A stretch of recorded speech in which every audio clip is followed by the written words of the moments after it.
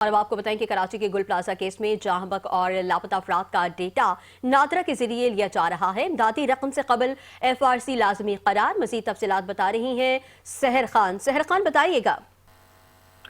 جی بالکل شہزادی، جو گل پلازا ہے نا، گل پلازا اس کو گزرے ہوئے آج 11واں دن ہونے کو ہے، جبکہ گل پلازا میں آتش‌زدگی کے جو علمناک سانحے کے بعد متاثرہ خاندانوں کے لیے شفاف اقدامات کیے جا رہے ہیں۔ حکام کے مطابق جو جاں بحق اور لاپتہ افراد کا ڈیٹا نادرا کے ذریعے جمع کیا جا رہا ہے تاکہ ہر شخصی شناخت یقینی بنایا جا سکے اور قانونی کارروائی کے عمل میں بھی آسانی ہو۔ جبکہ ڈپٹی کمشنر ساؤتھ آفس میں نادرا کا جو عملہ ہے وہ جو ہے پہنچ چکا ہے، جہاں متاثرہ خاندانوں کے لیے فیملی رجسٹریشن کارڈ FRC تیار کیے جا رہے ہیں۔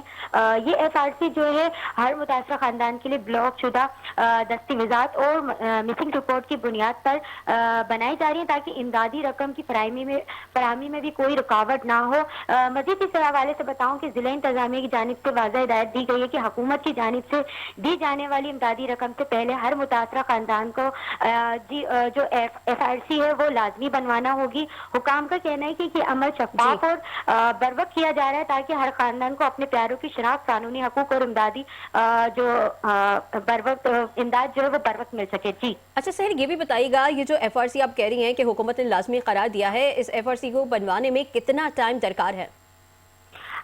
دیکھیں، یہ جو ہے اس کو جیسے ہی کوائف جمع کروائیں گے تو اس کے بعد اس کی جو ڈیٹا ہے وہ سب رجسٹر کیا جائے گا، اس کے بعد ہی کچھ بتایا جائے گا۔ ٹھیک ہے سحر، بہت شکریہ، آپ نے ہمیں تفصیلات سے آگاہ کیا۔